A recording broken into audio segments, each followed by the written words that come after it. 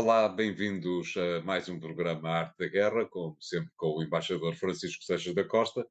E desta vez, apesar de França, vamos começar por a guerra na Ucrânia e também para pedir ao embaixador que nos fale um pouco daquilo que lhe parece que vai ser a cimeira da NATO em Vilnius, onde há dois pontos importantes. Por um lado, aquilo que ficou a saber-se esta semana, que tem a ver com o facto de o secretário-geral ir ter mais um mandato e, portanto, não ir ser o próximo presidente do Banco Central Norueguês, mas também aquilo que é a entrada da Suécia na NATO, que está aparentemente cada vez mais difícil com Ankara, o, presidente, o governo do presidente Erdogan da Turquia a não dar mostras de abrir mão da sua possibilidade de vetar esta entrada. Como é que vê todo este cenário, embaixador?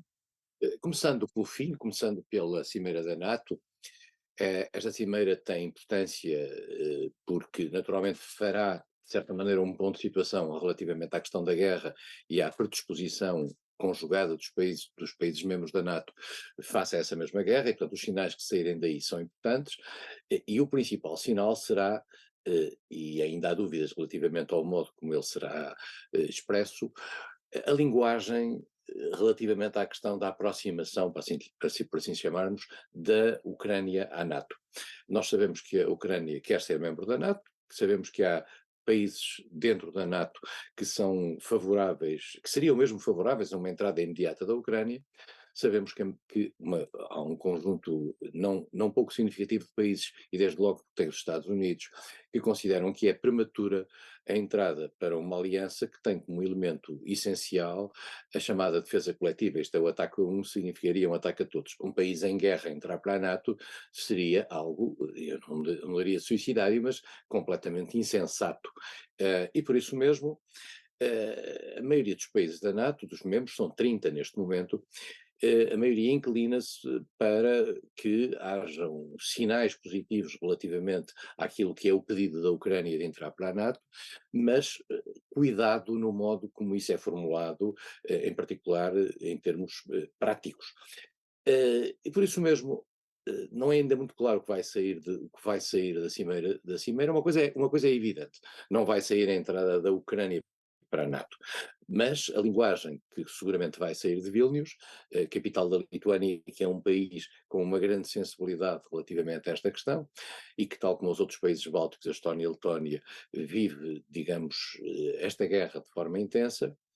Esta linguagem vai ser uma linguagem aproximativa da Ucrânia na NATO, provavelmente não tão aproximativa e não tão acolhedora como aquela que Zelensky gostaria, e que outros países, volto a dizer, membros da NATO gostariam. E por isso mesmo, talvez seja possível criar aquilo que se chama o Conselho NATO-Ucrânia. Curiosamente, o último conselho criado era NATO-Rússia, aqui há uns anos, e neste momento pode haver um upgrading da relação entre a Ucrânia e a NATO, que até agora funciona sob um modelo de cooperação, e o Conselho significa um maior aprofundamento deste diálogo. E por isso mesmo, esta é uma das questões que também vai medir, de certa maneira, vai ser um barómetro do sentimento dentro da própria NATO relativamente a esta questão.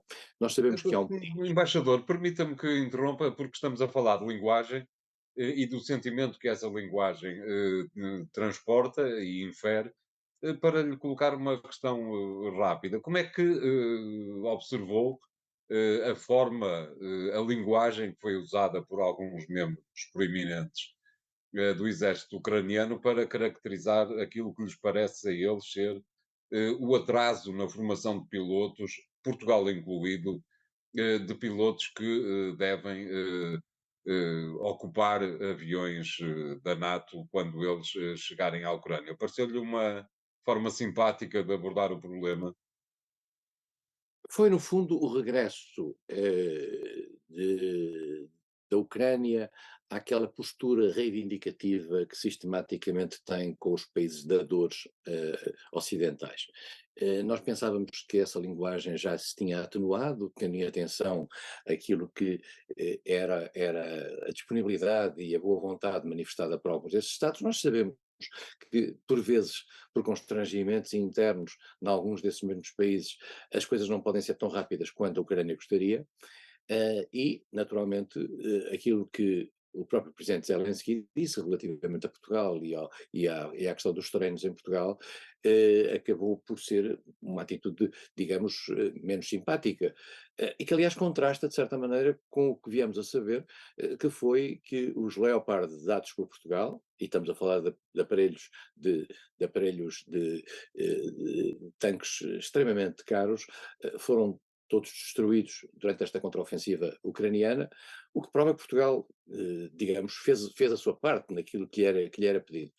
Nós também temos que perceber que, e talvez a Ucrânia não perceba isto, e talvez a Ucrânia, eu diria que em estado de guerra e em estado de necessidade, nós devemos sempre descontar um pouco aquilo que são as reações emocionais dos países, e portanto também não devemos levar isto como se estivesse num quadro de total e completa serenidade.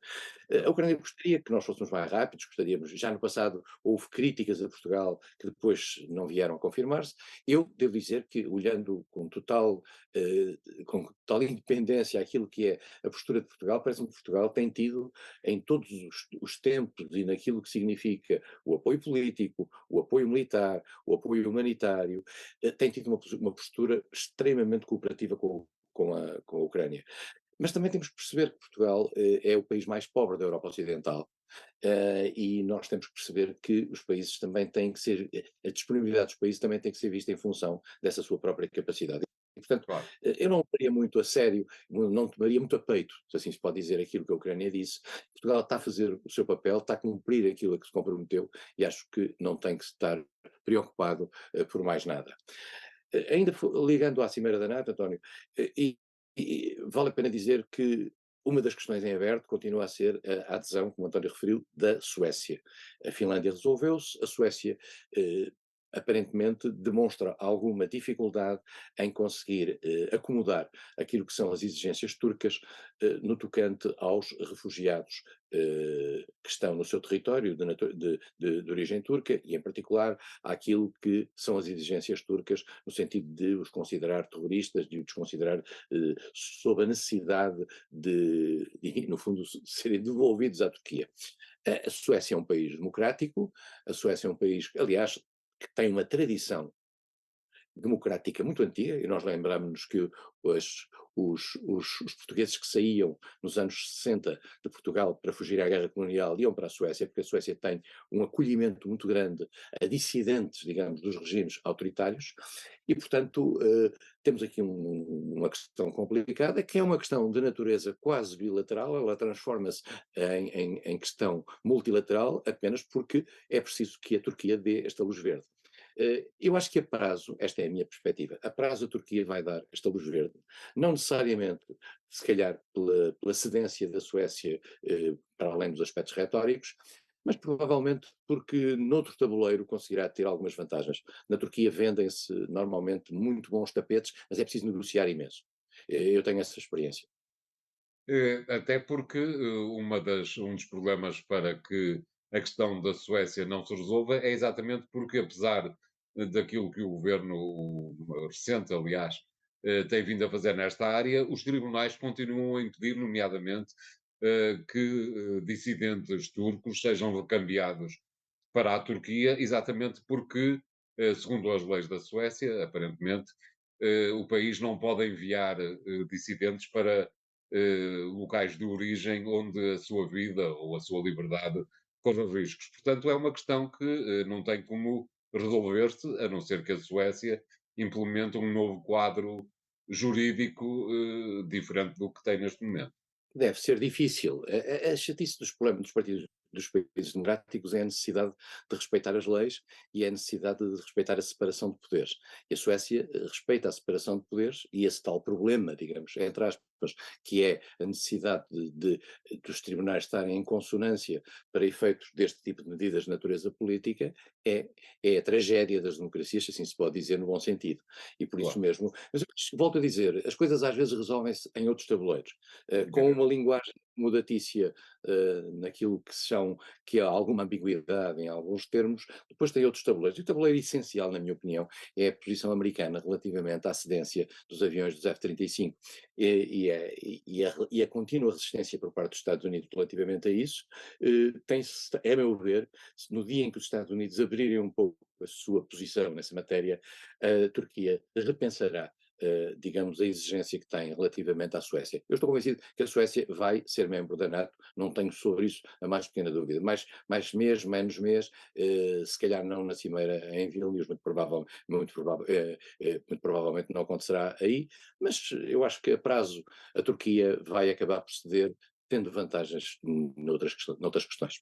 Em termos, muito rapidamente, embaixador, em termos da guerra propriamente dita, a Rússia parece ter-se preocupado em dar a entender ao Ocidente, e à Ucrânia em primeiro lugar, que o tropeção do grupo Wagner passou e que as tropas continuam na prontidão de sempre, não lhe pareceu? Sim, espero que seja melhor que a prontidão de sempre, porque o ano inteiro de performance russa em termos militares não se pode considerar, digamos, uma coisa excepcional.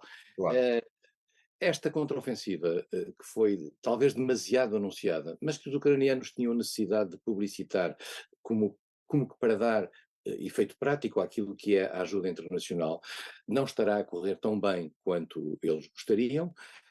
Digamos, a resistência russa, naquele entrincheiramento que a Rússia fez ao longo de toda a fronteira dessa nova realidade geográfica que criou, é mais duro do que se julga,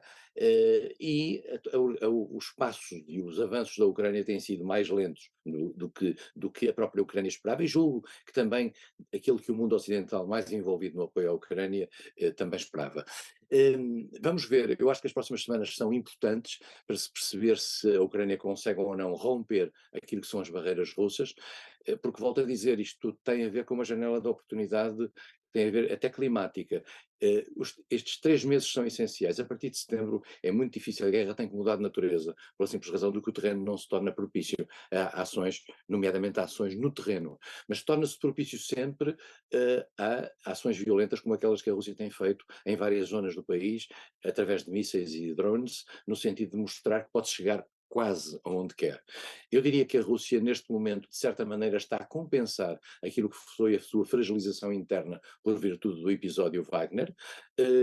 Putin está a tentar, não digo colar os cacos, mas está a tentar juntar as coisas de maneira a rapidamente fazer esquecer esse episódio e mostrar, ou procurar mostrar, se assim o conseguir, que consegue estar em posição ofensiva e consegue garantir um resultado eficaz daquilo que é a ação das suas tropas.